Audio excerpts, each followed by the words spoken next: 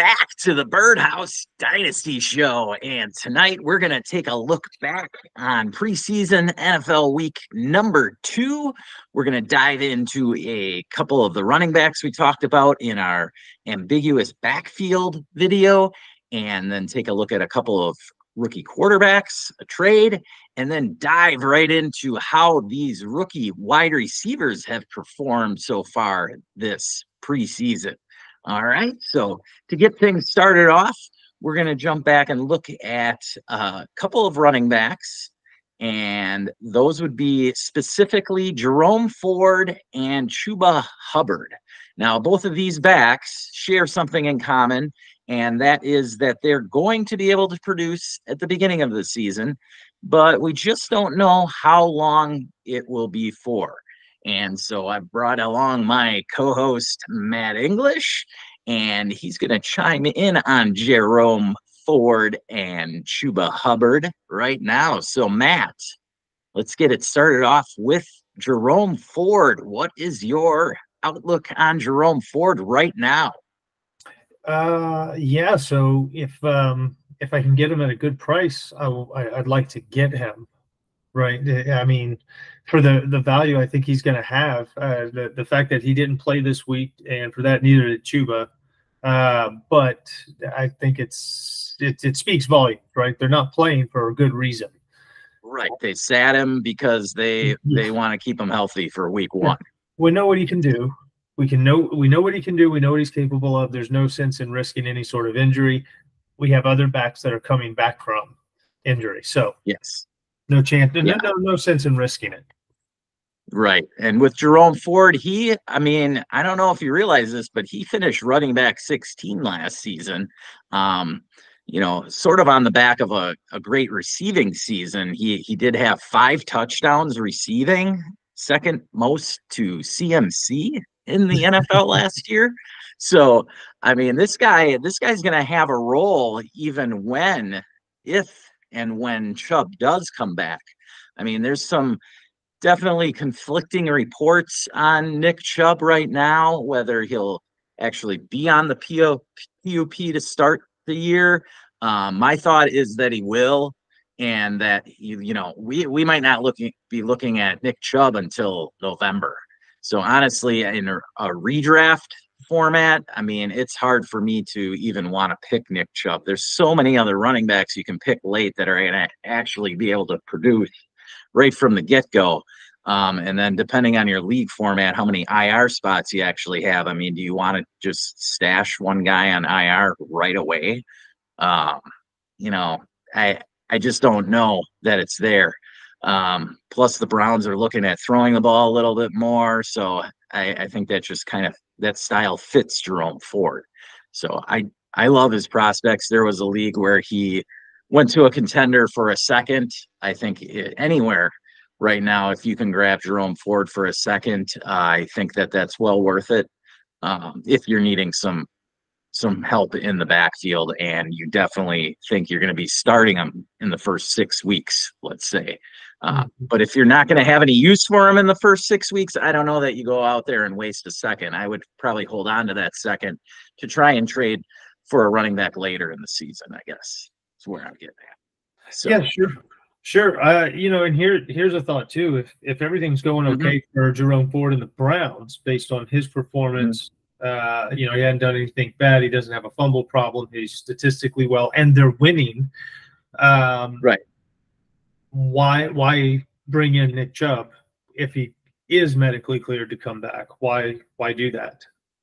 Right. I mean, they have the Dante Foreman there too. That guy can bang it on first and second down whenever they want to give Ford a rest, at least at the beginning of the season. And so I think their backfield's in a little better shape than most people think. Got Pierre Strong there, who's got a little experience now. So I mean, they're not as bad off as I think people are giving them credit for. But next up, we've got the exciting Carolina Panthers and their new offense, and with their second-round pick, Jonathan Brooks, looking to probably start the season on PUP list. At least that's my thought right now. on it. And so Chuba Hubbard here, although he did get banged up in practice a couple days ago, they haven't really said what for, but they held him out on Saturday night, just like Jerome Ford was held out. But a Chuba Hubbard, I mean, he looked decent last season when he got his opportunities. Wasn't a monster, but on a terrible team, I mean, how many touchdown opportunities could you get? Now this year, though, he's definitely got the chance to carry the load for the all of September and into October. So what are you thinking about Chuba Hubbard right now if you're a contender and need a little depth at running back? What would you be willing to shell out for Mr. Hubbard? I mean, if I was desperate in need, I guess maybe I could come up with something. I don't know. I'm not overly impressed because he's not like he's gonna steal this backfield and run away with it for the rest of the year. That's not going to happen. We've seen what Hubbard can do and what he's capable of. And look, he's a serviceable running back. He's great if someone gets hurt to fill in and play a few weeks. He's a good fill-in, but he's not a dynamic back that is going to be there like all year long, right? We know when Jonathan Brooks gets healthy, and based on why he was drafted with second-round capital, he's going to play. And I just don't think Hubbard's going to be relevant. Whereas I do think when you talk about Jerome Ford, I think he could absolutely run away with the backfield. Right. I don't care how good Hubbard's playing. It can't be that good. Yeah. I mean, and I know you're a Jonathan Brooks guy, but at the same time, yes, they both have definitely different types of guys that were waiting for a truth on their injuries for. One guy is at the beginning of his career and the other guy is obviously dwindling down his career. Sure. Nick Chubb. Granted, Nick Chubb has been basically a freak of nature already to this point in the types of injuries he's overcome already, but still at 29, I don't know what you're really going to get the rest of his career. But hey, who knows? I mean, he could come back and he could be Frank Gore for all we know. So I don't know. The guy has done way more than I thought after previous injuries. So yeah, sure. The other thing to think about with Hubbard, though, is Miles Sanders still in that backfield. You've got Boone back there, and then they went and signed Dylan Johnson, the guy that Tennessee had let go of, the rookie that Tennessee had let go of. He actually had a showing. He went 18 for 83 and a touchdown. Dylan Johnson did. So I wouldn't be surprised if Canales even went full-blown committee until Brooks is ready to go. We'll see about that. Canales, after what he did last season, I don't know. I thought he was going to be a little more of a committee in Tampa, and no, it was a different backfield. Different backfield. It's a different backfield, yes. None of those guys in Carolina are Rachaad White, but I didn't think Rachaad White was Rachaad White last year going into last season. So maybe that's Dylan Johnson, and we just don't know it. Maybe. Hey, you do not know. There is always a James Robinson ready to jump out there. You don't know. In fact, I just saw James Robinson catching a ball from Spencer Rattler about an hour ago. My gosh. Was it in the fourth quarter? The States have to have something to look forward to this year. Future practice squabbers going after it. No, Chuba, I would be, if you really need some depth and you're competing, right, and you don't want to get sunk at the beginning of the season, and then one of your running backs goes down and you're completely desperate, and then you end up, burning a second for a running back, you could probably go out and get Chuba for a third if you really push the envelope right now. That's where I would be at with Chuba. So, all right. Let's talk the quarterbacks, the rookie quarterbacks. Okay. Start off that with a fourth, and then work your way to that. Work your way to that. No. See, I have Chuba in one league, and he's my fifth running back, and so I have no need for him really right now. So I'm actually desperate to just get something for him right now. Yeah, I hear you. But hey, that's the game we play, right? All right, it's the game. So next up, we got the rookie quarterbacks, and we all know Caleb Williams did well, and Jaden Daniels is tearing it up, and we know that Michael Penix did awesome week 1, and then the Falcons just decided to rest him week 2. I don't know why, and I don't know that anybody does. But let's get into the other rookies, mainly Bo Nix and Drake May. You had something. Oh yeah. For that. Why did the Falcons draft him 8th overall? So why would they bench him or let him sit in week 2? Who knows what they're doing in Atlanta? I know. I have no clue. Their new GM specifically said he wants to model the quarterback room after the Green Bay Packers. So to me, that means that Penix could be sitting for 3 years. I don't know. So why not play him in week 2? It just doesn't. It doesn't make any sense. No, it really doesn't. It doesn't make any damn sense. I mean, it's not because they're going to start Penix week 1 and Kirk Cousins is a $140 million backup. Yeah, that's ooh. God. Who knows? Who knows, man? Yeah, I just said that. I don't know if that's. We'll see. It is the Falcons. All right. So back to Bo Nix and Drake May. So both of them had different week 1s in preseason. Bo Nix shined against the Colts. Drake May, not so much. Now week 2, they came out and Drake May did decent. But Bo Nix again came out and was sharp against the Packers, led them on a few scoring drives. I mean, the guy just looks like he's got the Sean Payton system down. And all those reports and everything that Sean Payton was saying about him, they look to be coming true right now. Yeah, I mean, I didn't get to watch all of his play, but I mean, he looks. I mean, it's short, intermediate passing, but he's accurate, and he's moving the ball down. He's doing everything that you would want out of a rookie quarterback. He's moving the football. He's not making mistakes, and he's accurate. Yeah.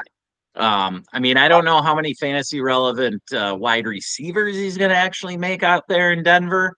Right now, I mean, I guess Cortland Sutton is somebody I'd get for my 5th or 6th wide receiver in a redraft, sure.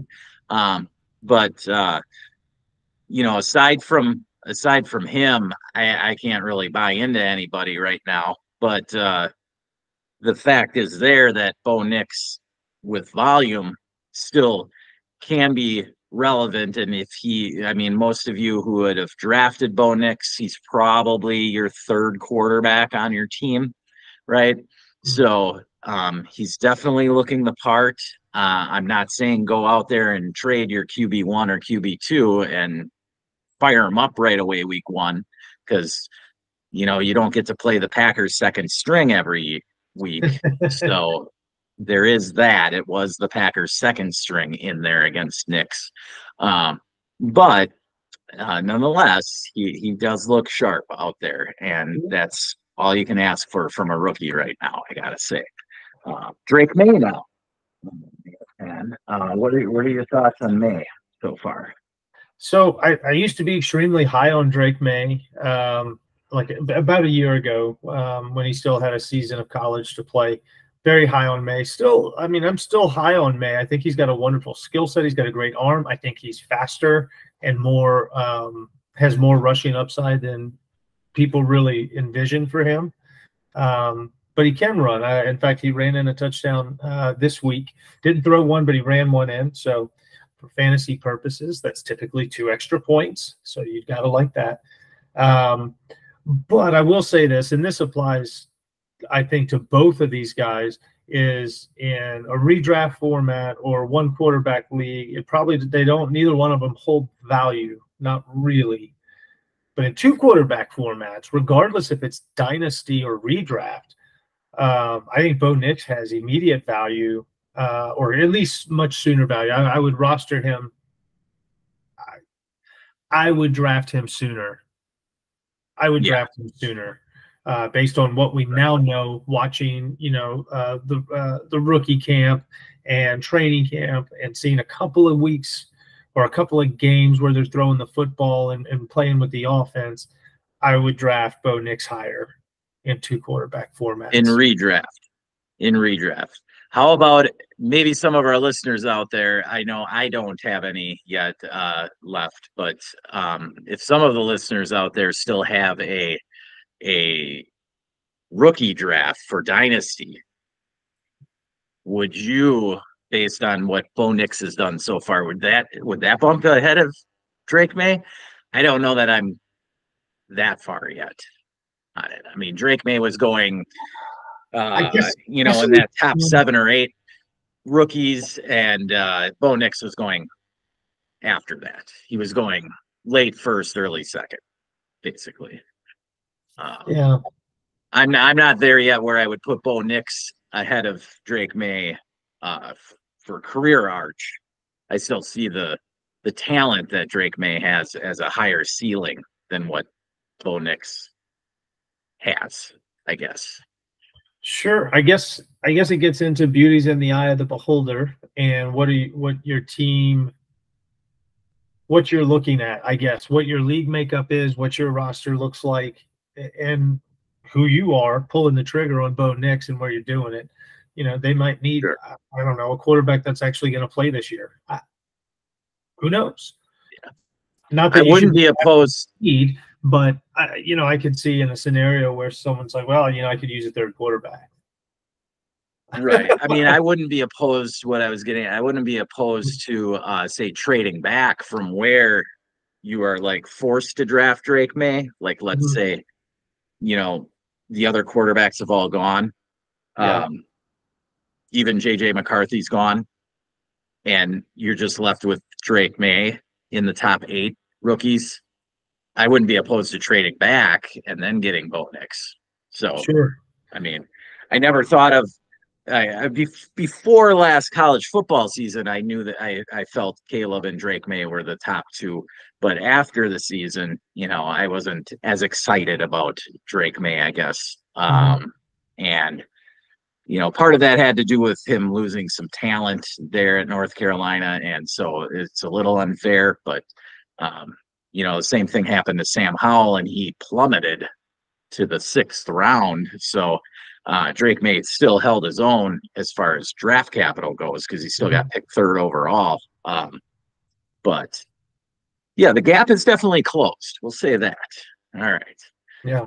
Now let's give the viewers a little trade action here, Matt. We've got an interesting one that went down in my Cannonball League earlier today, and let's see if I can find it here. Okay, here we go. All right, so this was in my Cannonball League. Here we both are now. Look at this. Okay, so Cannonball League is a 12-team super flex tight end premium. Start 10, your basic cookie cutter type dynasty format. And on the surface, to me at least, when I saw this trade, I thought it was pretty even, right? It was an exciting deal. 3 for 2 with an extra little draft pick tossed in there. But you might be surprised when I throw the values out there for you. What do you think? Matt, what was when I initially showed this to you before the show, what did you see it as just an even deal and one guy gets 3 starters, the other gets 2? I mean, when I first glanced at it, I said, man, this one actually looks kind of close. But then, I really think about things, and I think about what values I can recall. And then I look at which side of the trade I would want to be on. And I mean, I prefer Lamar Jackson as a quarterback for fantasy purposes, but when it comes to running backs, I feel like people are overpaying for Kieran Williams, and James Cook is a wonderful value where he is. I love Tank Dell, you know that. And the 2026 second round, I don't even know if that's early, mid, or late. Doesn't really matter at this point. Just calculate. It would be a mid to late. Shaking acids. He did pretty well last year in the league. So that's like 2,000. Yeah, I would actually want to be on the Dak. I would want to be on the Prescott Cook Dell side if I'm just from a liking what I see and what I project for this year. Okay? Right. I don't know what the teams look like and all that kind of stuff, but what I see this year, I would want to be on that side. Yeah. See, one of the interesting aspects of this deal is comparing Dak and Lamar, right? Because if you take most trade calculators, they're going to tell you that you got to throw a full first on top of Dak to get to Lamar, right? But we all know, at least who've played in the last few seasons of fantasy, that Dak scores just as much as Lamar, even in a 4-point touchdown pass league where it favors rushing quarterbacks. You know, Dak was the QB3 last season. And yes, Dak may be 31 and Lamar is 26 going in his 27 years. So there's 4 years difference there. But honestly, do you really see them playing like they both probably are playing 5 more years in the league, to me, at least? I mean, do you see Lamar playing into his mid 30s? Is that something you really, Cam Newton's out of the league and he's a year older than Dak? I mean, so the fact is, I kind of like the Dak side because when you look at it, James Cook and Kyren Williams to me are a wash in my book. Now the values most likely have Kyren ahead of him. If I did look at the keep trade cut value, Kyron's at like 5,100 and Cook's at 4,300. But to me, they're basically the same. And then you add Tank Dell to the Dak side, I like it. But when you do the calculator, now this may have just had the value adjustment. I didn't see what the value adjustment actually added to the Lamar side, but it was a full first round pick is what. Wow. Yeah. Wow. 5,000 points. 5,000 points it was off. So it just goes to show how wild things can be with the trade calculator. And you don't always have to go by the trade calculator. Because yes, I don't mind getting the 3 starters versus the 2 starters. Now, if you just took that 26 second and flipped it to the other side, on keep trade cut, this trade would probably be dead even. So it's a 26 second really that big of a deal? I don't know. It's supposed to be a deeper class than 25, but who knows? Who knows at this point? I mean, I don't know. Quinn Ewers could go out and win the Heisman this year. I don't know if he's got anybody left on his team. I think everybody's getting hurt there in Texas. They're almost as bad as the Vikings right now. Injuries. I like the I like the player filled side there. Absolutely, a lot of upside. Yeah, right. And I know how much you love Tank, and but I'm not one way or the other on Tank. But yeah, I honestly I like that side just on the surface with the players. 26 second, you can take it or leave it. And I mean, I don't know how the negotiations went either with this. That 26 second could have been the thing that pushed the deal over, right? And so if you were looking at it from the perspective that you like Dak and I mean, you don't like Kyren Williams, which I don't, and I've made that well known. I don't know. It's just one of these.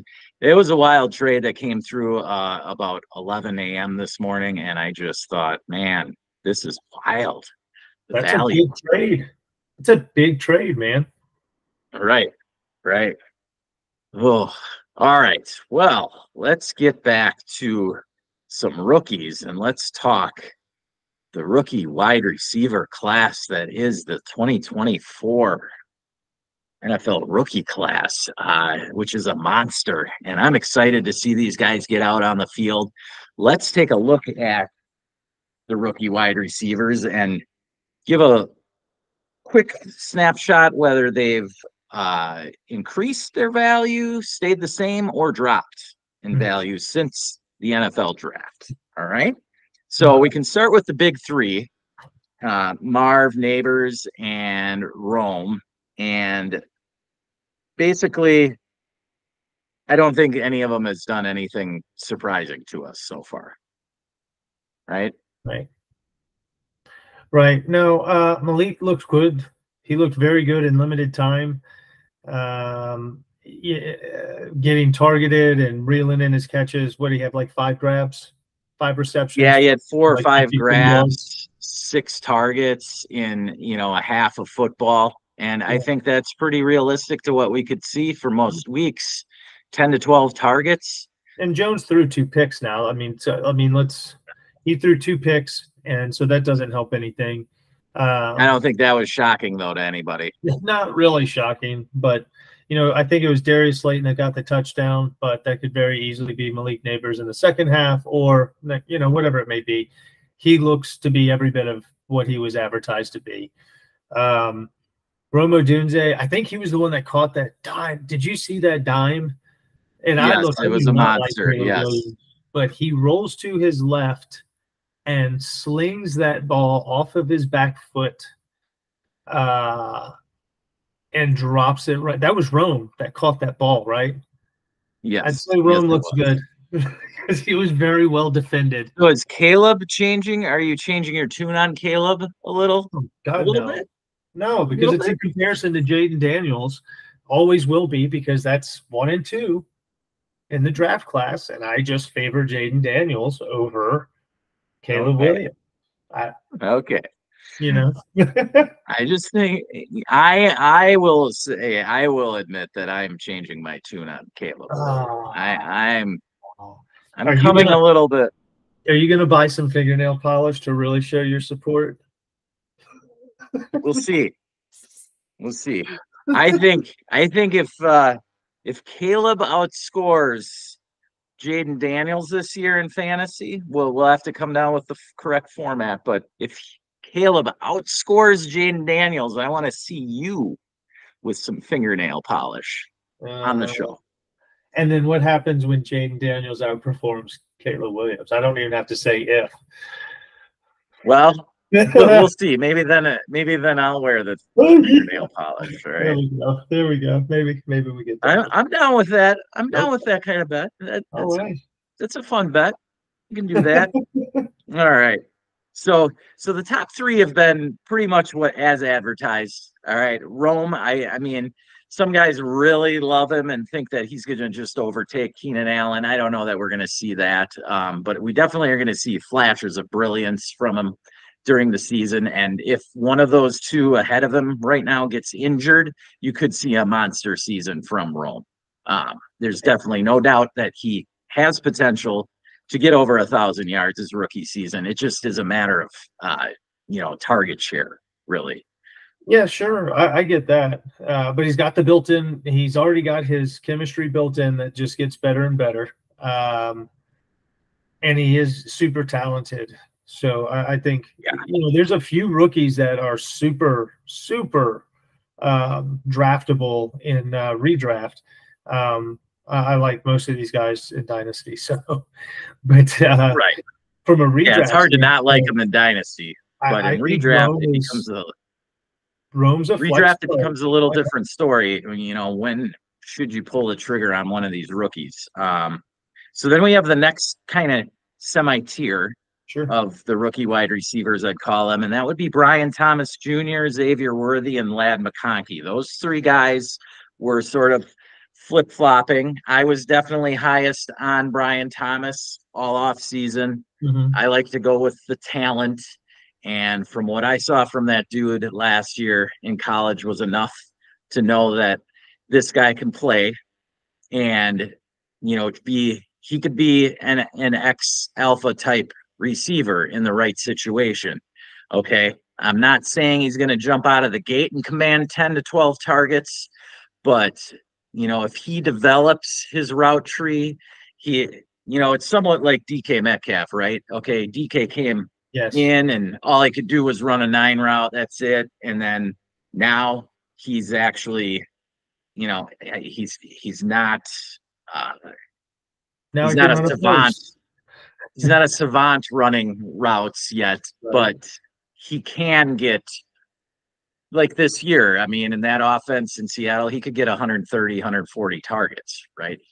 Because he's developed his route tree. Now, Brian Thomas, in his situation, he's got Christian Kirk there. He's got Evan Ingram there, who are monsters for targets. What are you feeling about Brian Thomas right now? Well, I mean, based on what I've seen in the preseason, I feel good about him. He's a starting receiver on an NFL team. That makes him, in my opinion, draftable and flexible in any format. So, and I mean, if you look at the way their preseason started, it was not Christian Kirk that was the starting receiver. It was him and Davis. So that's all I would need to know, really, from a value standpoint. You look at his physical build, you look at what he did in college, and knowing what they're probably going to ask him to do early. I mean, you got to like that. If anything, Evan Ingram owners need to be a little nervous, about red zone targets. Not that that's been Ingram's big thing, but I think Brian Thomas is going to get a lot of red zone targets. He's a big old boy, and he can go up and get balls. We've seen him do it. For sure. Yes. I see Brian Thomas. He's moved up in redraft for me, probably a round or two, to the point where I like, in some of the mocks I've done lately, I like getting him as like my first wide receiver on the bench, first or second wide receiver on the bench, depending on how things have fallen and whether or not it's a start 3, 4, or 5 wide receiver scenario, depending on how many flexes you've got in your league. I like having him as like the first or second guy in my wide receiver room off the bench. Now, I tend to keep my wide receiver rooms very consolidated. I don't like to have a bunch of lower end wide receivers hanging out there. That's room for scrub running backs, but that's how I like to play it. So, but Brian Thomas is, well, from what I've seen, he's given me confidence that I'm confident drafting him right now. And Xavier Worthy, the next guy up I want to talk about, he's almost to that point too, where I'm gaining confidence in him. Definitely the Hollywood injury has something to do with that. But man, if Andy Reid's going to manufacture touches to this guy, we could see some good fireworks starting right out of the gate in our first game of action. The Chiefs and Ravens coming up in just 18 days, Matt. 18 days away. That's all we are. And so Xavier Worthy yesterday went 3 for 62 and a touchdown, also had 1 carry for 11 yards. So he did just about everything you could ask in a preseason game, right? Yeah, I'd say that the Red Sea has parted. No pun intended, the Red Sea, but I think it's parted for him. I mean, look, Hollywood's gotten hurt. Rice has got this looming suspension, right? That hasn't, whatever. There's I don't think that's going to happen, but regardless.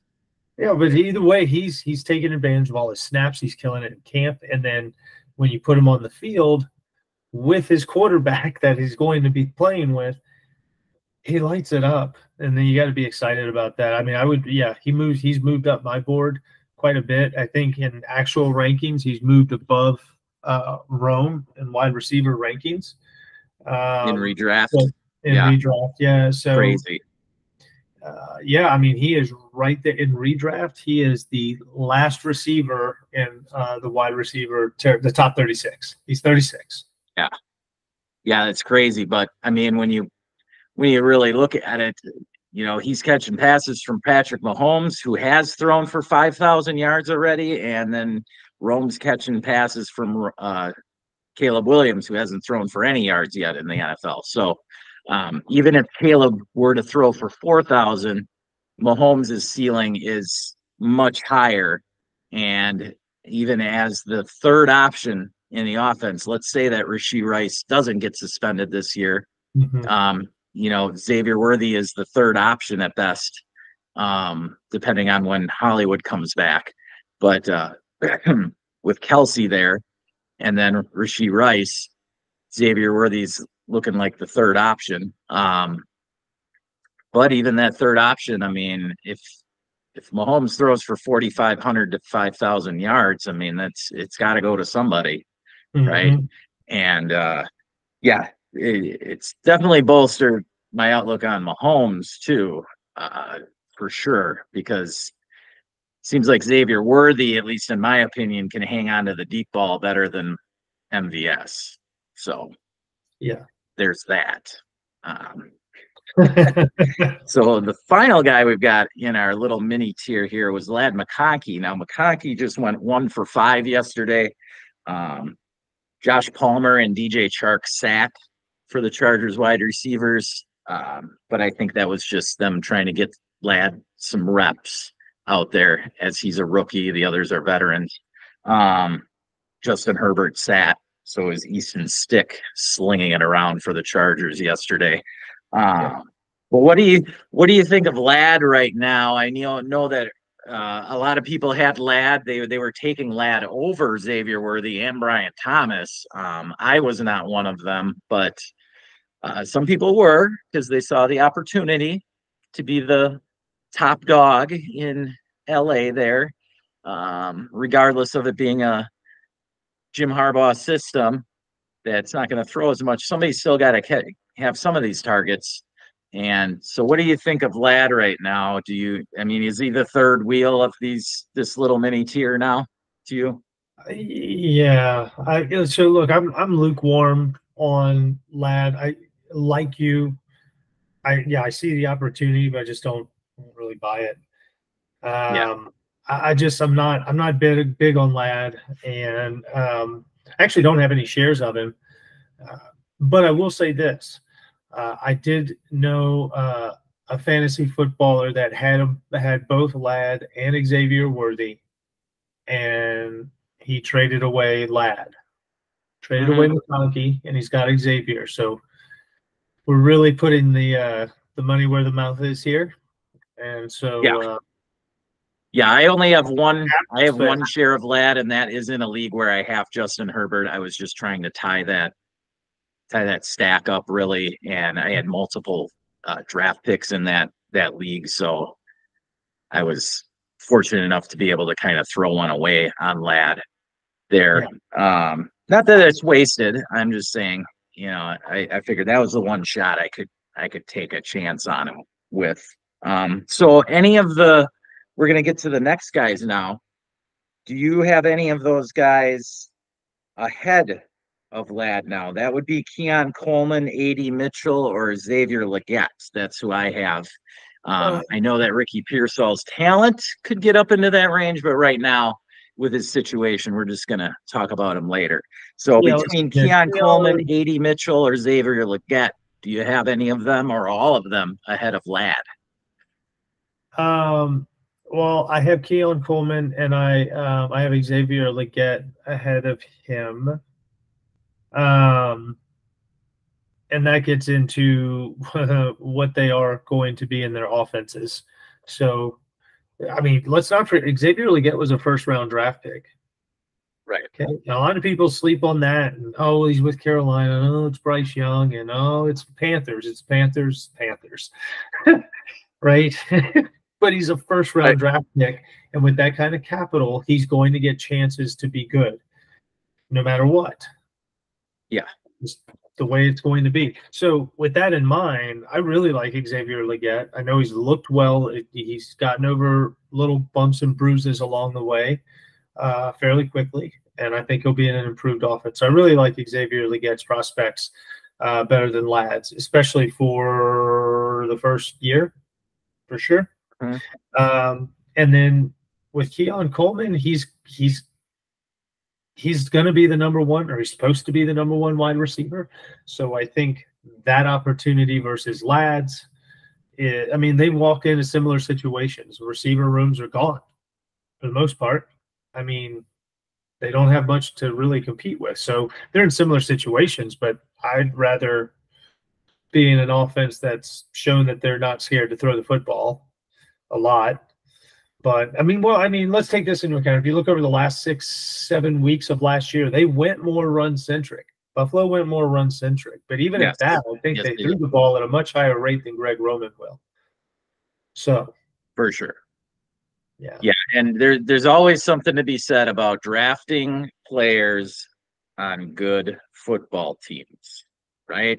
Mm-hmm. And that's what Keon Coleman is right now. He's a good player with a great quarterback, and that type of thought has led people to overdraft the likes of Sky Moore and Clyde Edwards-Helaire in the past because of Mahomes. But when the door is this wide open, as it is in Buffalo, I mean, everybody's already assumed that Dalton Kincaid's going to catch 200 passes this year. But, you have Keon Coleman there, who's obviously a better talent than Khalil Shakir and Curtis Samuel are. But they're different. They're going to have different roles in the offense. Keon Coleman's going down the field to catch bombs, right? Depending on how well he develops as a route runner, will give more clarity as to how many targets he actually gets as the season progresses. I think early on you can look at him as a red zone target, and Allen will probably lean on Shakir and Curtis Samuel a little more. Definitely Kincaid. But as the season goes on, if Keon Coleman keeps his head on straight and gets the offense down week to week, he could progress. Definitely. The door is wide open there. Yeah. Absolutely. But what about A.D. Mitchell? We didn't really get into him much. He's been given the opportunity now because of the Josh Downs high ankle sprain, where Downs might not be ready for week 1. Who knows? It could be a couple weeks into the season before he's ready.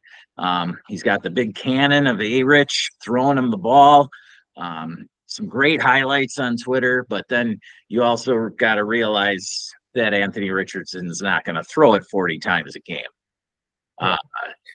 So with Michael Pittman there, how much?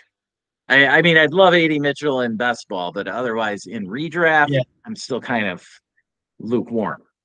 Yeah, I love him in best ball, any format really, especially if it's a deep roster or a deep bench. But I mean, I would think that you got to move him up a little bit just based on what's going to be available to the Colts, right? So if Josh Downs, which it's a shame because from what I was reading, I mean, he's been having a pretty good off season and looking pretty good. So it's a shame he might miss some time. But if he does in fact miss some time, well, now that's more reps with the first team and that's more game time, and that does nothing but help him, especially if he performs when called upon. So I think so. This tier, especially this Keon Coleman, A.D. Mitchell, Xavier Legette, these three in particular, they've become in redraft to me.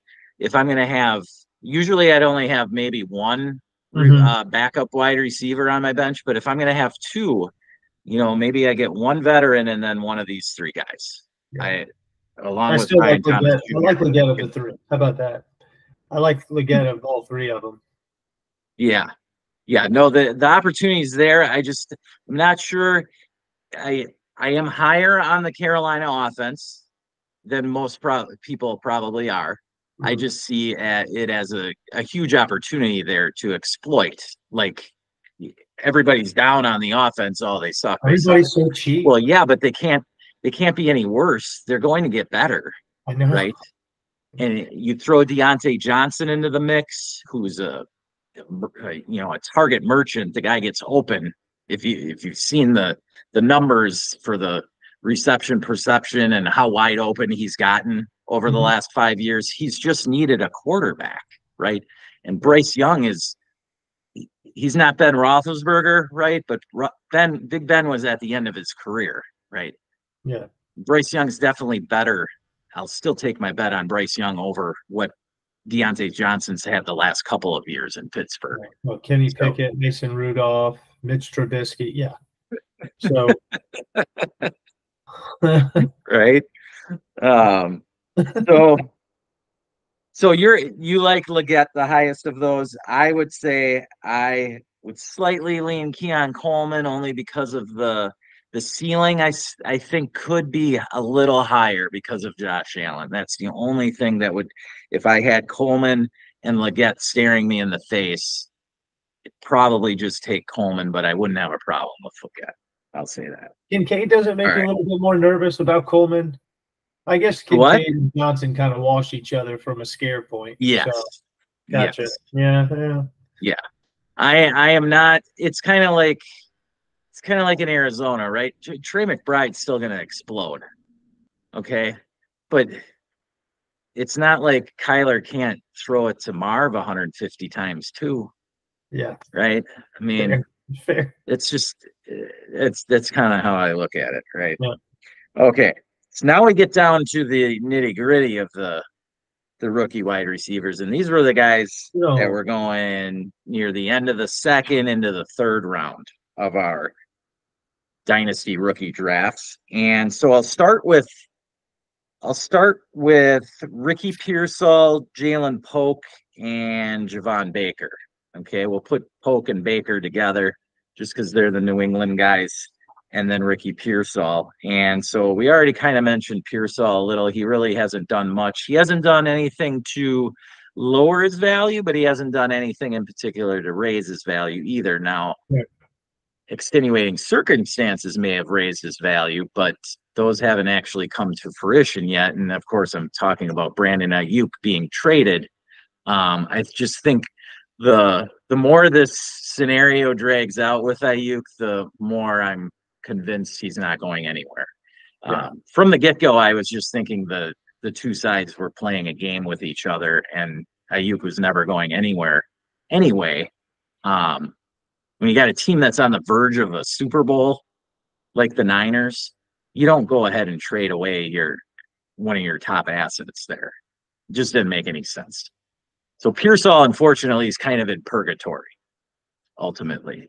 And then you have Jalen Polk and Javon Baker. So I was never huge on Polk, but, he was drafted first. And the more I've seen of him, the more I kind of like his opportunity to be, ultimately to be the number one there in New England. Javon Baker, I think, has a higher ceiling than Polk, but also has he's been compared to Chad Johnson, right? And we all know the antics of that guy, and I loved it.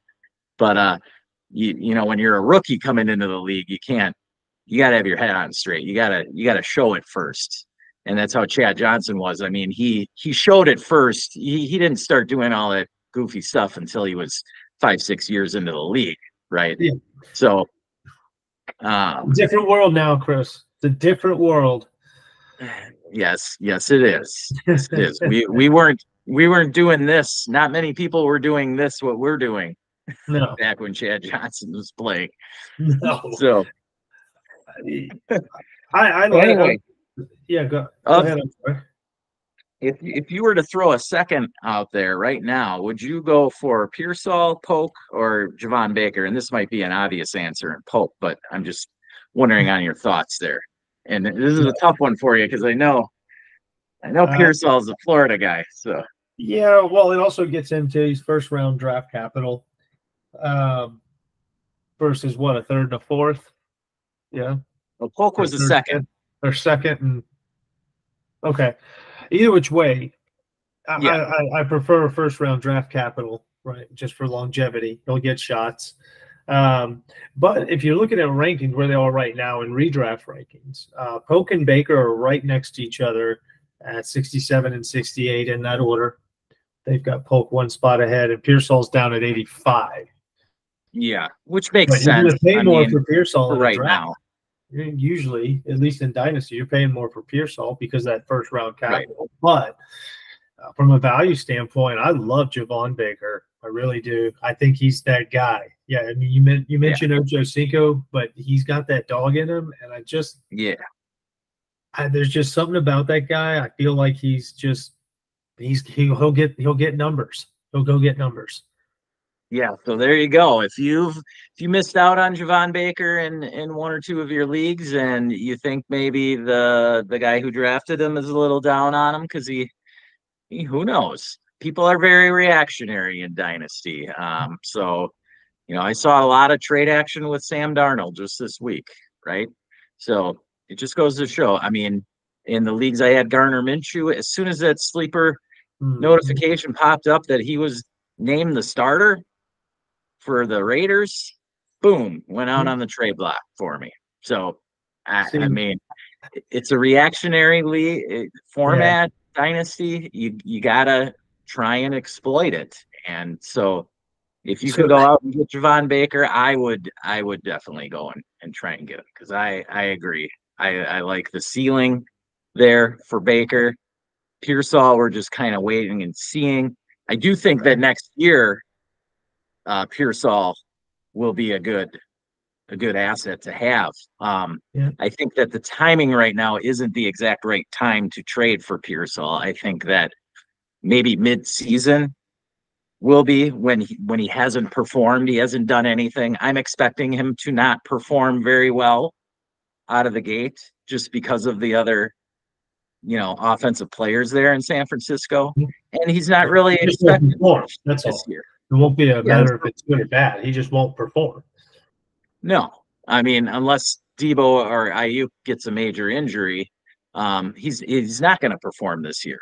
So the time though to trade for him will be during this season. I'm saying Ricky Pearsall, because when you get into next offseason, Debo is somebody they could let go. And Ayuk, I feel like Ayuk is going to get like a 3-year deal, something like 3 years for $90 million, and they'll figure out the money as to which year it gets pushed to the cap on and whatever. But I do think that Ayuk will be staying there. So Pearsall's the guy to buy in a month or two, I guess. Yeah, he's the investment. Yes. All right. Then we get down and dirty here. We've got Troy Franklin, Roman Wilson, Jermaine Burton, and Malachi Corley. Whew. All right. So Troy Franklin has done absolutely nothing to help his cause. And maybe the NFL was right in letting him fall to the 4th round for the Broncos there. Roman Wilson, he's been hurt, so he really is kind of like Pearsall. He really has done nothing to help or hurt his cause. But Pearsall at least is in a good offense, right? Roman Wilson is just not. And then you have Jermaine Burton and Malachi Corley. So let's focus more on Burton and Corley here. Burton has a chance in a good offense here that's going to throw. And but unfortunately, it looks like Yoshivas is ahead of him, actually. So Yoshivas is a kind of a sneaky pickup or whatever in a deeper format, because he's holding down the wide receiver 3 spot right now. Burton's looking like he's going to need an injury to actually start making waves there in Cincinnati. He looked really good. He's looked good in camp. He's looked good in the preseason games, but he was going against third stringers last night. Well, I don't know. He's got talent. He's like Javon Baker, honestly. Jermaine Burton, same kind of thing. A little bit of a head case, but he's a wide receiver. So what do you expect? right? I don't think there's any question on Burton's talent. I think he's a fine talent, but he got in some interesting situations in college. Okay. And yeah, he's a head guy, but I mean, if you want to talk just from a ranking standpoint, right? Jermaine Burton's ranked 76, and Isiovas is ranked 113th. Yeah, so there you have it. I mean, Yoshivas is, I know it's pronounced goofy, but yeah, well, he's a super sneaky pickup right now in a deeper format where he might be laying around on waivers, but he is going to be he's going to be playing the Tyler Boyd role. That's who he is. Okay. And we all know I've had Tyler Boyd on my teams, man, when T. Higgins goes down or when Chase was out, Tyler Boyd was relevant. That's all I got to say. He was relevant. He'd get you 7 for 75, maybe a touchdown. He was definitely somebody to plug in when either of those top two guys there in Cincinnati were down. And unfortunately, those guys haven't really stayed that healthy over the first few years of their careers. So I don't know if that's going to happen this year or not. But if history has anything, it does repeat itself. So at some point, I think Yoshivas is going to be relevant this year. And, maybe Burton will get his chance.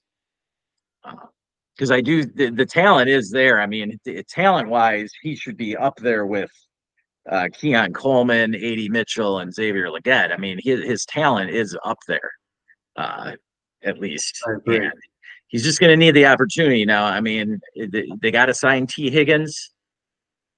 And so maybe they're going to groom him to try and be that role. I don't see Yoshivas as being a 1 or a 2. I think the slot fits him well. And so Burton could easily be groomed as the replacement for Higgins there in Cincinnati. So he might be another type of buy right now, like maybe like Pearsall, where not right now as a buy, but in a month or two when he hasn't done anything in the season. What do you think of that? Yeah, I agree with you on that one. Yeah, definitely investment because of the talent. And Higgins has got to be gone next year, you would think. I mean, unless the cap opens up real wide for the Bengals, I don't know where they're going to pull that money from. Yeah, we'll see. I got a feeling if Will Levis has himself a good season and DeAndre Hopkins hangs it up, T. Higgins might be going to Tennessee. Very well, could. I mean, that's where his OC went. Took Tyler Boyd with him. Be a real good match, that's for sure. Yep. Be a real good match. Real happy in Tennessee as well. And then Malachi Corley, I'll tell you, I'm excited about him.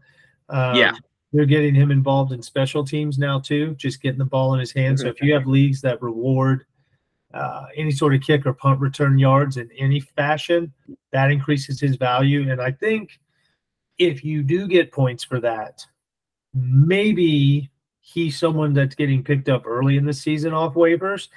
Maybe someone throws a dart at him. If it's a deep roster, I mean, Corley's I think he's somebody too. He's somebody too that with Aaron Rodgers being there, you're going to know right away in like a redraft. You're going to find out in weeks 1 and 2 if Rodgers is going to trust him or not. If he's going to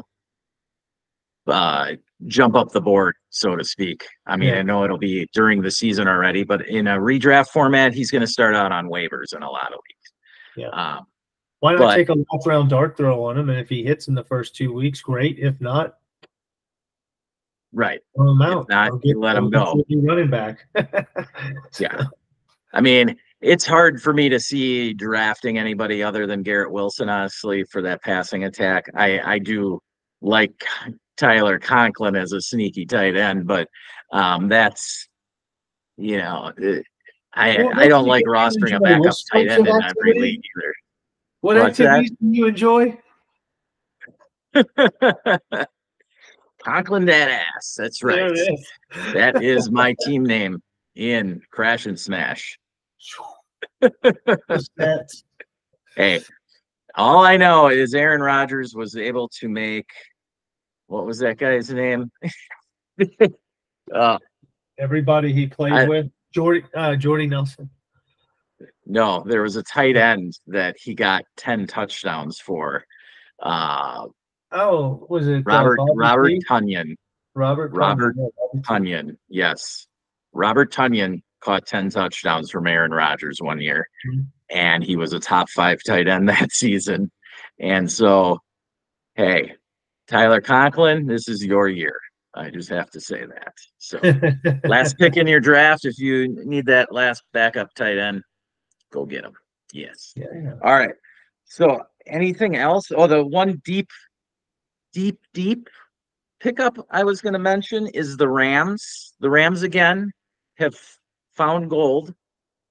Maybe not gold yet, but Jordan Whittington, the third Texas wide receiver in this draft, sort of definitely gone under the radar of A.D. Mitchell and Xavier Worthy. Jordan Whittington was the third wide out there for the Longhorns, and he's raising eyebrows in Rams camp. He went for he had another 5 for 60 last night, somewhere around there.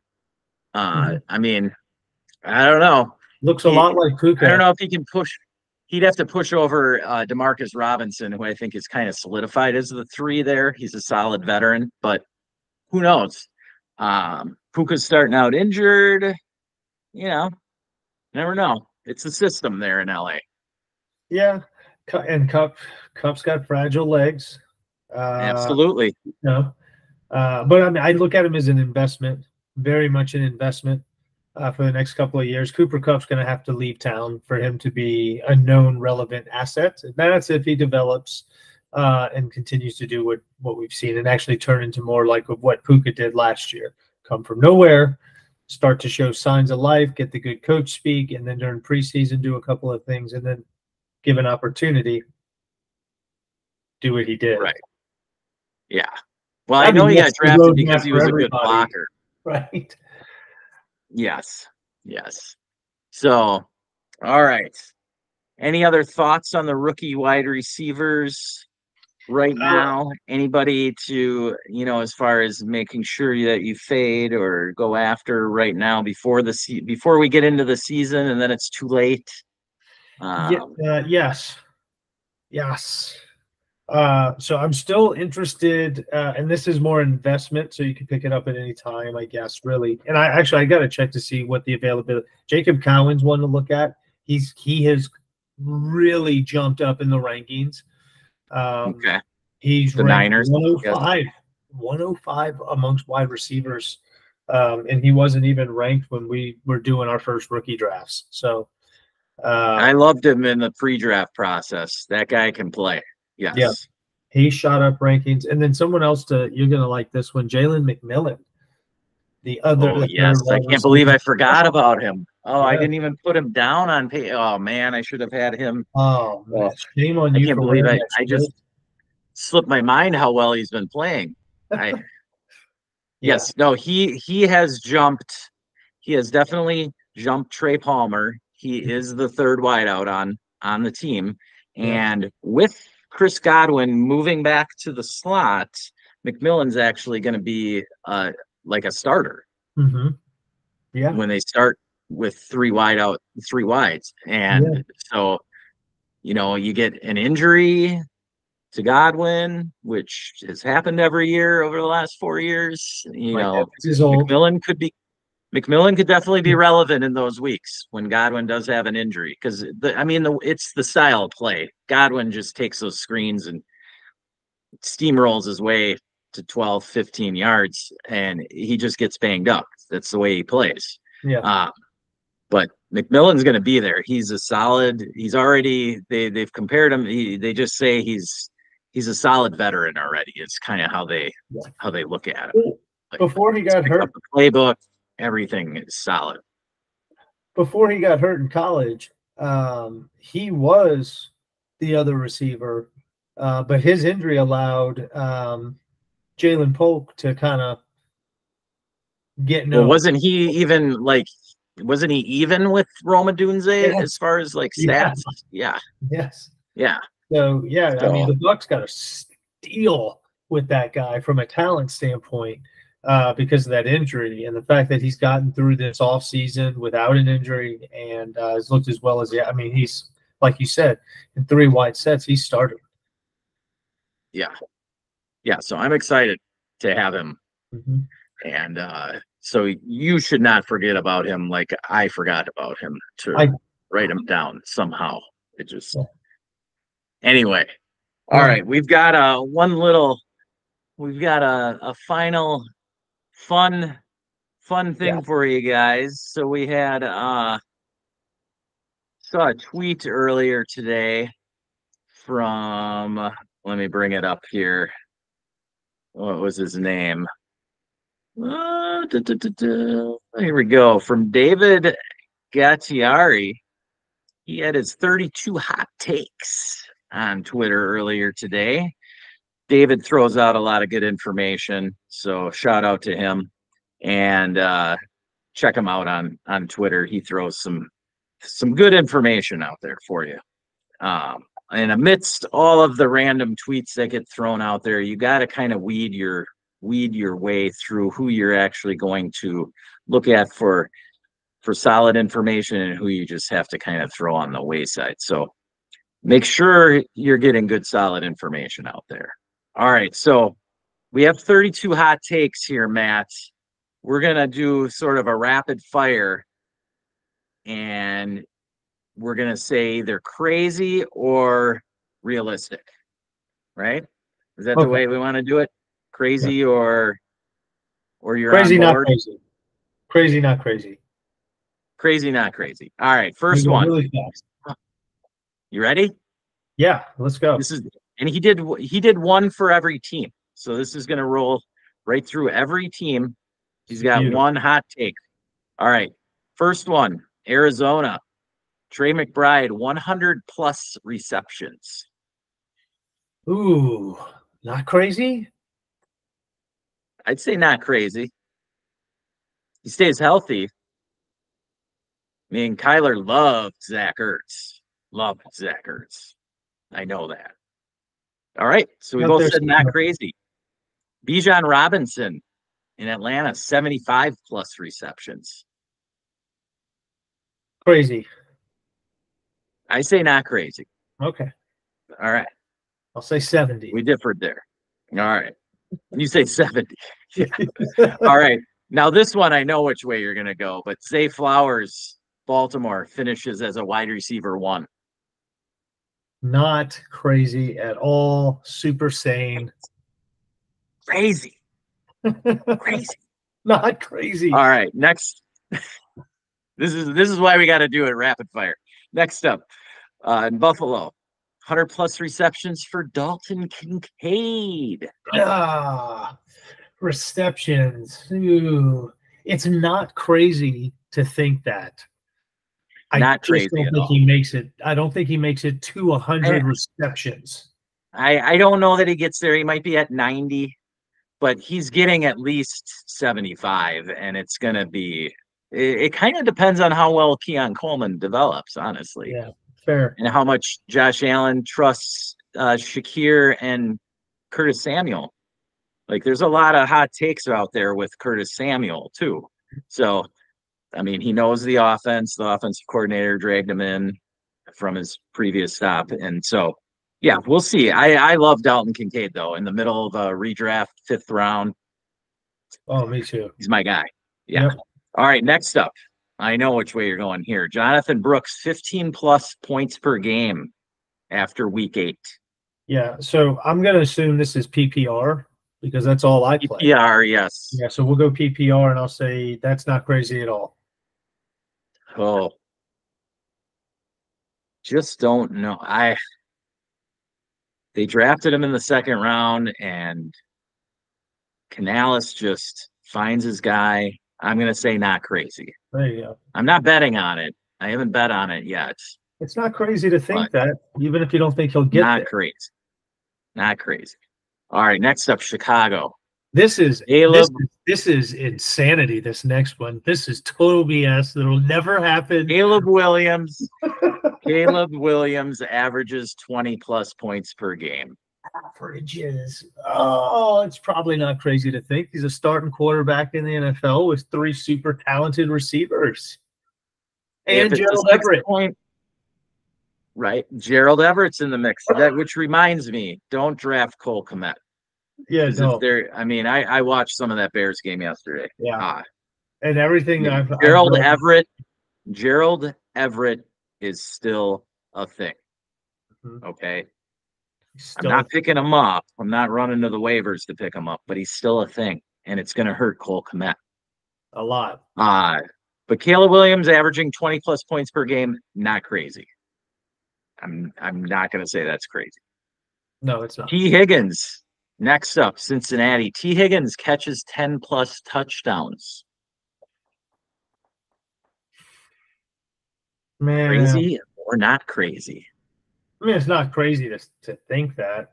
I mean, but everything has to go just right. He can't get hurt. Gotta stay healthy. He probably needs to miss some time. I don't know.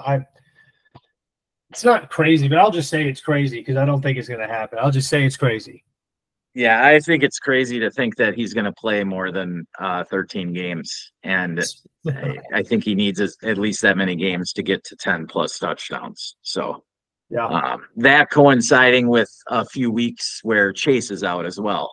You know, Higgins puts up bigger numbers in those weeks when Chase has been out. So yeah, if you get those two, then sure, but I still think it's crazy. Yes.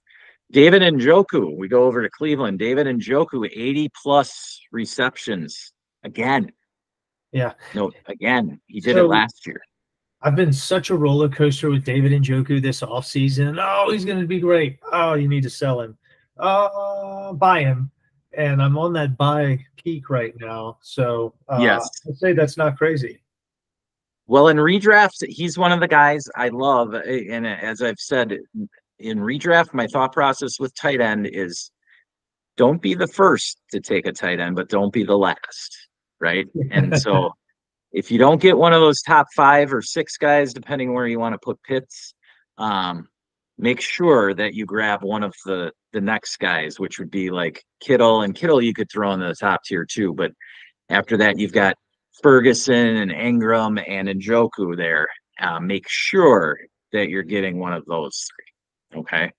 And no, it's not crazy to see him getting 80+ receptions. Amari Cooper is the only other viable option there for Watson. And Watson, even if he is finding his way into all the massage parlors in Cleveland, he is still going to get out there and throw the ball. As long as he's healthy, Watson's going to have a bounce back year this year. That would be my crazy take. Yes, that Deshaun Watson finishes top 10. There you go. Ooh, that's a crazy take. I'll say it, but it could happen. All right. Jake Ferguson. Here we go. Jake Ferguson, 10+ touchdowns. You know, when I first looked at this, I would say that is ballistic crazy. Well, we only had there was only one tight end with 10 touchdowns last year. The tight end one, Sam Laporta. Oh, wow. Yeah. Yeah. So he's not going to get there. But, I mean, if CD misses time, no, he's not getting to. I don't even think CD needs to miss time. I think that it's totally possible. I think he gets like maybe 5. So, yeah, that's crazy. All right. I don't think it's crazy. I think it could happen. Okay. All right. This one's crazy. RB1 finish for Javonte Williams. I'm saying it's crazy. It's not going to happen for Denver. Finish. Not finishes as an RB1. RB1 finish. So like the RB1. RB1. No, not the RB1. Just an RB1. So a top 12 running. That's fucking crazy. Pardon, that's crazy. Crazy. I'll tell you why. My guy Jaleel McLaughlin, I'm getting in every draft I can, and late, but I love the guy. he just fits Sean Payton and Mhm. Bo Nix to a T, right? But Javonte Williams to finish as an RB1, you got to get like 10 touchdowns, right? There's no way that Denver offense is getting in the red zone that much. I don't care how great Bo Nix is this year. Yeah. So I just think it's crazy. That's all. Yeah. Next up, this one I don't think it's crazy. Jared Goff throws for 35 touchdowns. Not crazy. Not crazy. Not crazy. All right, next up. That was easy. Yeah. That one's easy. We love the Detroit offense. Yeah, not crazy. Josh Jacobs finishes top 5 again. Crazy. Did 2 years ago. Crazy. Yeah, I think it's crazy too. I just think that this narrative about Marshawn Lloyd being injured and all of a sudden Josh Jacobs is going to touch it 25 times a game is not going to happen. They've been banging Emmanuel Wilson. I just watched the Packers and Broncos. Yeah, I don't care who it is. LaFleur is going to give touches to the second running back, whoever it is there. Yeah. Even AJ Dillon. Yeah. The man who tested free agency and after 2 days came crawling back for like the league minimum. I'm just saying Josh Jacobs is not going to get enough touches to finish top 5. No. He could even get double-digit touchdowns, and I don't think that he'll finish top 5. So there's too many wide receivers there for targets. He's not going to get enough catches. There's too many different ways. It's just not going to happen. All right. The investments in the Here you go. Back. Here's one for you. You'll like this one. Nico and Tank both hit 1,200 yards. Not crazy. Crazy? Not crazy. No, definitely not crazy. No, oh. I don't think it's crazy. Now, how about this one? All 3 Houston wide receivers hit 1,000 yards. Well, that's 1,000. Just 1,000. Yeah, I'm lowering the bar there for these two.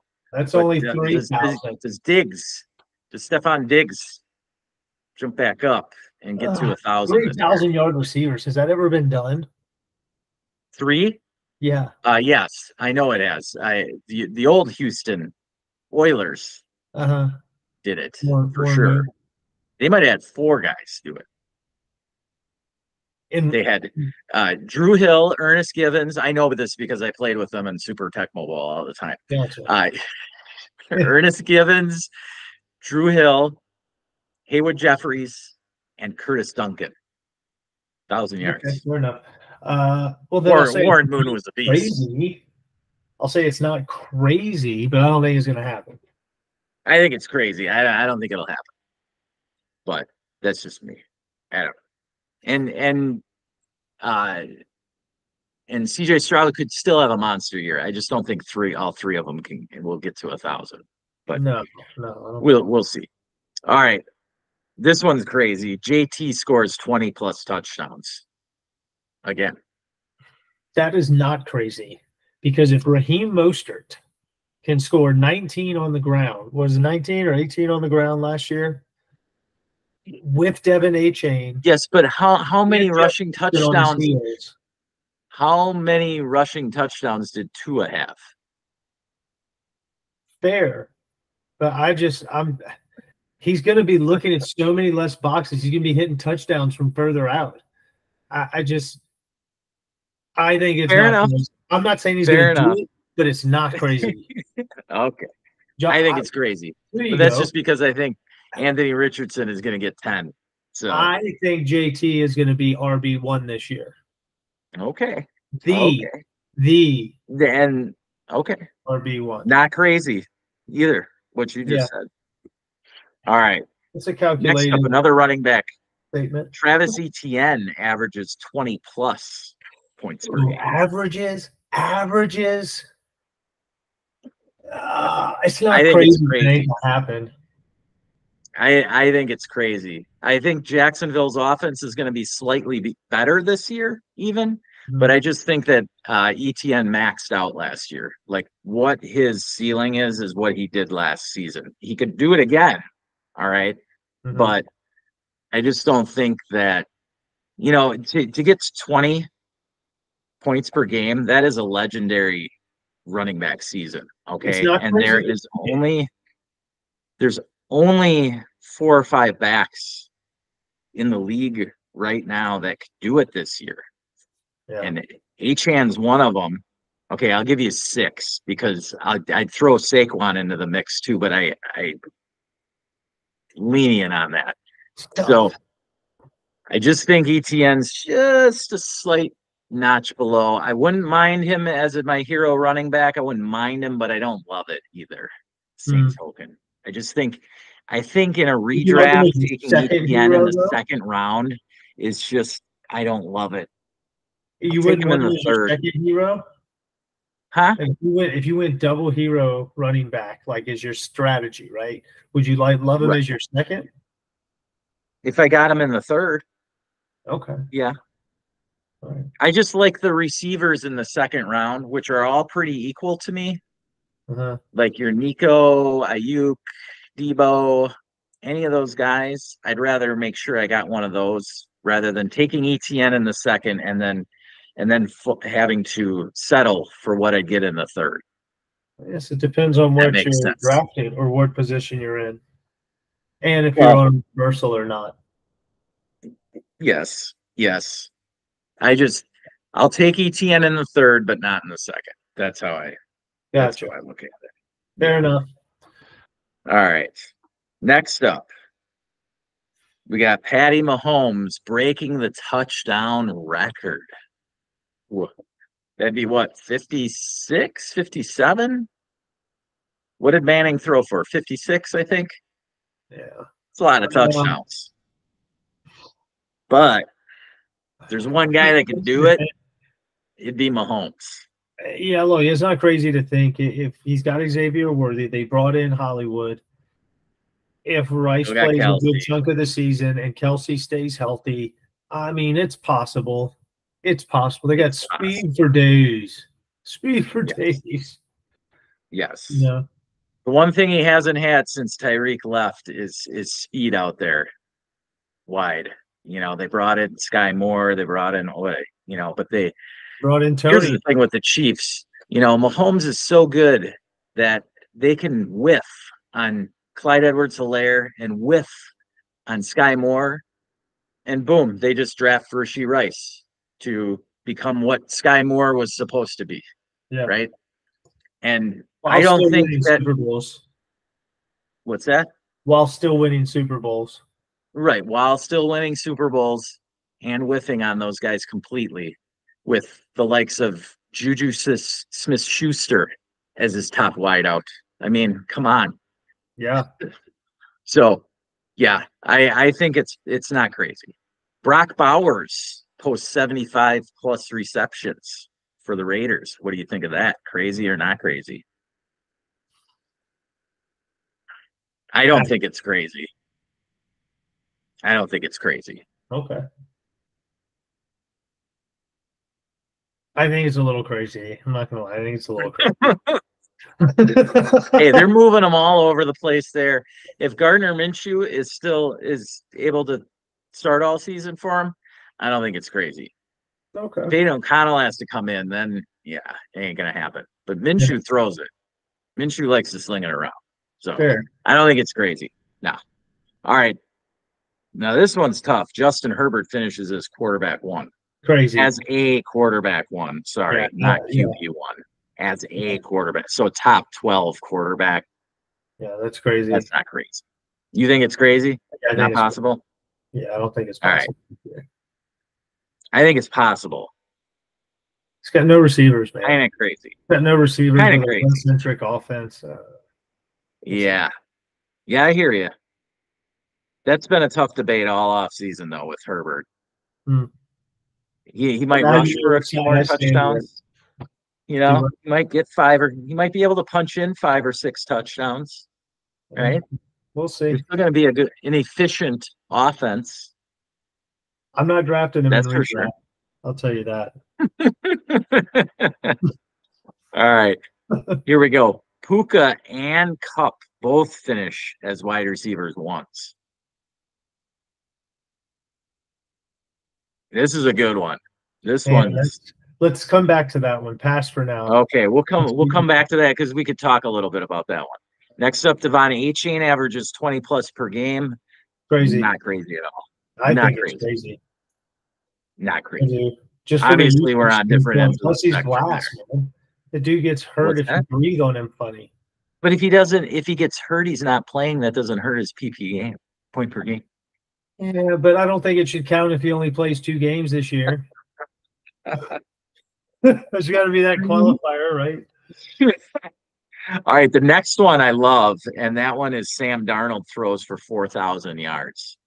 I don't think that's crazy at all. I don't either. Yeah, now that Darnold has the job all season, and the amount Kevin O'Connell's going to throw, as long as Jordan Addison's injury isn't all that serious, he's going to get TJ Hawkinson back at some point this year. Aaron Jones is a great receiver out of the backfield. Yes, Sam Darnold. The emergence of Jalen Naylor. Hey, Jalen Naylor. Who else is there? I don't care. They can catch the ball, and Sam Darnold's going to be slinging it. And if it takes Jefferson getting 200 targets, I think he could get to 4,000 yards. I mean, half of his yardage literally might go to Jefferson, but he can get there. Oh, he's a good QB2 now. I'll say that. He's a good QB2 in redraft. Just wait. Let the guys take, Herbert or whoever as their QB2s because Herbert's fallen so much.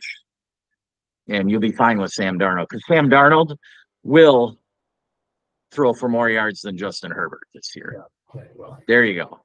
There's something you could write down. And you don't think that's crazy. No, I don't. I don't think that's crazy at all. Exactly. All right, next up we got our boy Javon Baker here. Javon Baker leads New England in receiving. Just says in receiving, so I'm guessing yards will go by wide yards. open room. Every pass catcher there has like no chemistry with Brissett, except maybe Hunter Henry, because Brissett used to play there and Hunter Henry's been there for a long time. That's about it. So yeah, it's totally not crazy. No, not crazy at all. I mean, the leading receiver for the Patriots could only need 800 yards this year. So maybe not crazy at all. Do it. Here's one which I know you're going to go which way. Kendre Miller earns 100 plus attempts. It's kind of crazy. Not crazy. I don't even think that's crazy. Dude, I don't even see the field. He's just got to get healthy. Yes. Yeah, but dude, it's the same thing over and over and over since his injury in college. His hamstring. Yeah. I am a nervous Kendre Miller owner. Very nervous. I think it's a little crazy knowing that he finished his college career hurt. He spent all of last year hurt, and he's already hurt again. I think it's a little crazy. Okay, fair enough. All right, now this is an exciting one. 1,000 plus yards for Malik Neighbors. Not crazy. It's a fact. It's going to happen. Yes, I agree. It's going to happen. For that dude. Buy into this rookie wide receiver class in redraft. Buy into it. Oh lean into it. I'm not saying take Malik Neighbors in the second round. I'm not saying take Marvin Harrison in the top 5. I'm just saying at ADP, these rookie wide receivers are worth it. At ADP currently right now. Some of them have moved up a little. Malik Neighbors, depending on your site, has moved way up. I can't remember if it's ESPN or Yahoo. He's moved way up to like 27 or something. That's a 3rd round pick. I'm okay doing that if you want Neighbors. If you want him, go get him. He's going to be exciting. He's going to be fun to own. Part of fantasy football is having a little fun with it, right? And who knows? If Malik Neighbors finds his way into the end zone 8 or more times, you could be looking at your league winner. So that's all I got to say about that, right? Next up, Garrett Wilson averages 18 plus points per game. Hey, if Aaron Rodgers stays healthy, that's a guarantee. Yeah, I don't think that's crazy at all. No. Next one's a little tricky. 100+ receptions for AJ Brown. Not crazy. I don't think it's crazy either. I think one thing that's kind of been under the radar is the pace that Kellen Moore's offenses play at compared to what the Eagles are used to. So we've seen this, the NFL has gotten to this, either it's a Sean McVay, Michael Shanahan type offense, Kyle Shanahan offense, or it's a fast-paced offense like Kellen Moore, or I'm just trying to think, Kevin Stefanski, Kevin O'Connell. They like to pump out as many plays as possible. One or the other, right? And the Eagles are jumping from one end of the spectrum to the other right now with this offense that they're going to put out there for us to see. And it's really exciting, honestly, for me at least, because I do have AJ Brown in a bunch of leagues, and I'm excited to see him get even more targets this season. So I buy into AJ Brown, and I don't mind grabbing Devontae Smith in a 3rd or 4th round either. For a guy that is going to go probably 1st round in 12-team leagues. Back end of the first, AJ Brown is my target. If I don't get one of the top 8 picks, book it. You're a 1st-round pick. You better. I'm AJ Brown. I'm AJ Brown all over Puka all day. Yeah. All right. Now this one's crazy to me. 80+ receptions for Pat Freiermuth. Yeah, but it's Arthur Smith offense. Exactly. I think Darnell Washington actually going to catch. Look at his offenses in Tennessee. I think 80+ is a lot. That's a lot. A lot. So it's too many. I'm not saying that Pat Freiermuth won't possibly sneak into the top 10 at tight end just because of injuries and whatever. He could. But it's not going to be because of his volume. But he's not going to finish top 5. Okay. So. No. Yeah. I don't like that number. So we'll go crazy. We'll go crazy. Collectively, we'll go crazy. Yes. Here we go. Next one in San Francisco, Brandon Ayuk, 18+ points per game. I don't know. What was his point per game last season? Because I don't think he can beat last season. No, I don't think he can either. I don't think it's sustainable. So I don't think he's gonna average 18 points this year. No, I think he was probably right around there, 17. And he was massively efficient. Massively efficient. His efficiency was through the roof, and he stayed healthy. The previous couple seasons, he wasn't very healthy. He was extremely volatile. Yes. So I'm going to say crazy as well, even though I have not traded him away on the 3 or 4 teams that I have him in Dynasty.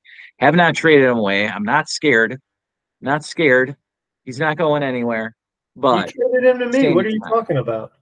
Okay, I did trade him away. I'm sorry. And then I traded him away in one league. Did trade him away in that league, yes. And we got JJ McCarthy for him. Hey, what a steal, right? Yeah. We'll talk about that one next year. We'll see where we're at next year. All right. JSN leads the Seattle wide receivers in PPR points. That's not crazy. It's not crazy.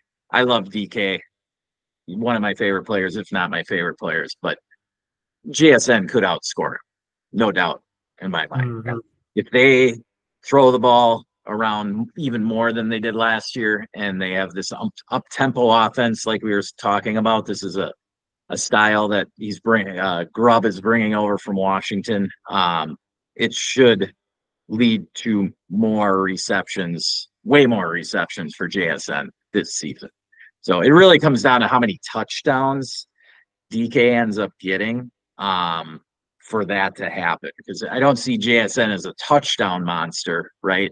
So if they're closer together in touchdowns, those two, then JSN definitely, he definitely is going to get more receptions, probably. Wouldn't doubt that at all. All right, next up, We've got my boy Chris Godwin finishing in the top 15 at wide receiver. Not Ooh, crazy. that's He's a moving hot back one. into the slot. Not crazy. It's not crazy. He stays healthy. It can happen for Mhm. sure. Yes. In that offense, for sure. Next one is hot too. Tajay Spears as an RB1. Yes, I want this to happen. I want this to happen. Invested in this guy, but I think it's crazy, it's but a it could. smidgen of crazy, just a smidgen of crazy. The only way it happens is a Tony Pollard injury where he's out for half the season and Tajay Spears gets a bunch of weeks where he's, 20 plus touches. That's the only way it happens. They did not sign Tony Pollard. A new regime, mind you, come in and sign Tony Pollard to a massive contract. You can't tell me that they're not at least splitting touches for No, first I half. think it's like truly a 50-50 split there. Yeah, exactly. Yeah, All right. And then to end it, I don't even know if I need to ask this question. This is the last one. It's like this guy just made this for you, but Ben Sinnott, second target in Washington. That is like locked and loaded for you, right, Matt? I mean, it really is. I think I have like an entire roster covered, or had it covered on this one little thing here. So I don't think that's crazy. I think I'm in maybe 4 or 5 leagues with you, and he's on every one of those rosters. No, sure. not everyone. Not every. Not the Birdhouse League. Oh, the Birdhouse, somebody sniped you. Yeah. Mark, right. Mark H.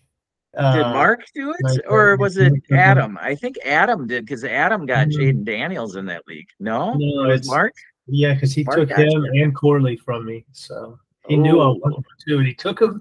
He took him around early just to do it. I'm telling you, just to do it to you. Well, that'd be a typical. This is not crazy. This is not crazy. Zach Ertz is known to suppress like elite tight end production. Hopefully, Cliff Kingsbury doesn't allow it to happen. I think he's already showed it in his first preseason game with what he's capable of doing. Come on, man. Put Ertz on the bench. Put him on the bench. Or just. I think, honestly, that's the only thing. Zach Ertz is the only thing keeping Ben Sinnott from doing this. And look, I love it because I can get him so cheap right now. Get him so cheap. Yes, this will happen in the back half of if we were just betting on the back half of this season, I would guarantee, not guarantee, but I would think it's very likely that Sinnott is the second target option the back half of this season. As far as the whole season, though, we'll see. I think he could do it. I think he could do it. He can do it. He's been terrible. I don't think it's crazy. Dotson's been terrible. They're talking about him even making the team. You got another rookie, Luke McCaffrey. Yeah. I mean, they say Jahan Dotson's looking decent, which is better than last year. I'm not buying it. I think he's going to struggle. I think he's going to struggle to stay relevant on this team this year. Dotson. Yeah. Because he's definitely not relevant to me. Okay. And neither are any of their other. I shouldn't say that. I do like Luke McCaffrey. I got him in 1 or 2 drafts. But that's more for the future. I'm not banking on that for this rookie season. You know what, Terry? More so that McLaurin is already 29. He's just the most boring wide receiver 1 in the league. Yeah, but that was before Jaden Daniels. And he's a wonderful bridge wide receiver for, whatever purposes. I like Terry McLaurin. I'm not buying it. And I love Jaden Daniels. So I just Terry McLaurin just makes me cringe. Okay, that's fair. I didn't like him until Jaden Daniels rolled into town, if we're going to be honest. All right. All right. Okay, well, there we have it. 28. He's 28. McLaurin? Yes. 29. He's 28. He'll turn 29 soon enough. Soon enough. All right. So that there we have it. 32 hot takes from David Gattiari. Check him out on Twitter. That was one of his good tweets of the week. So just figured we'd share it with you and have a little good back and forth there on each team we got in there a hot take on. So any other thoughts here quickly, Matt, before we head out for the night? I think we hit a lot tonight. Week 2, we got week 3 coming up. Like I said, we're only 18 days away from opening night. Yeah. Exciting. Yeah, and I'm 5 days away from my first auction draft this year. And so we got to know how that goes. That's going to be real fun. I got back-to-back auction drafts on Friday and Saturday night this week. Ooh. So I got a 16 team big money league that starts Thursday morning. Oh, getting nervous on that one. That one's nervous because here's the funny thing with that league. Okay, so it's 16 teams, right? We have 2 conferences of 8 teams. 6 of the 8 teams make the playoffs. Okay, but so that's 12 teams in the playoffs, right? So there's so many teams in the playoffs actually start in week 14. Mm-hmm. And if you know the schedule, there's 6 teams on bye in week 14. Oh, wow. And there's some big teams. Yeah, that's a big bye week. Houston, Baltimore, Indy, Denver, New England, and I forget Washington. The 6th, but Washington. Yeah. And so those are some huge teams. Like, I can't draft Jaden Daniels in that league. I can't draft Anthony Richardson. Lamar can't draft CJ Stroud. I'm not drafting somebody that's my top point scorer and not have him in first week of the playoffs. Sorry. There's just too many other options out there. And I want a rushing quarterback in that league too, because it's 10 points for a rushing touchdown. But man, I can't draft Jaden Daniels and then not have any of that in first week of the playoffs. Isn't Kyler right? Go get Kyler Murray by week 11, right? Yes. Yeah. Yeah. Kyler's the guy. Oh yeah, because I'm hoping to get Marv. It's a 1, 2, or 3-man keeper league, so we're stuck keeping. We took over a team in this one. Our best option to keep is Debo. Oh, great. It's all right. We'll build around it. We'll figure it out. But I mean, yeah, we're starting off behind the 8 ball there. Yeah, but we can figure it out. We'll figure it out. Yeah. So. Well, good luck in your auction draft. That will be exciting. I have not done an auction draft. I want to see some of this one from you. Yeah. Man. So I'll have to. Maybe we can stream it. What platform is it on? It's on Yahoo. Ooh, maybe not. Yeah. Hey, my 16-man league is on CBS. I'll screenshot. CBS is awful. Oh, CBS is the worst. CBS charges, they're still charging.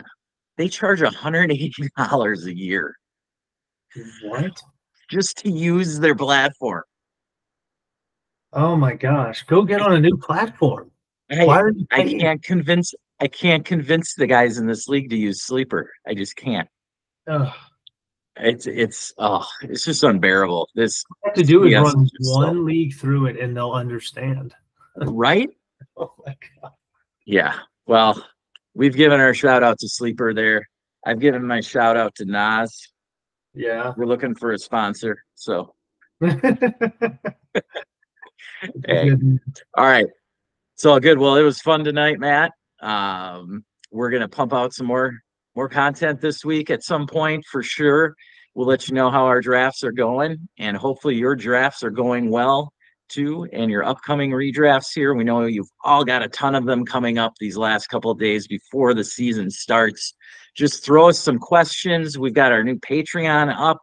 It is patreon.com/Birdhouse Dynasty Show. You can check us out there. Check me out on Twitter, Lemke007_FF. With any questions, throw them my way and leave them in the chat here. Don't forget to smash the like and subscribe. We are out.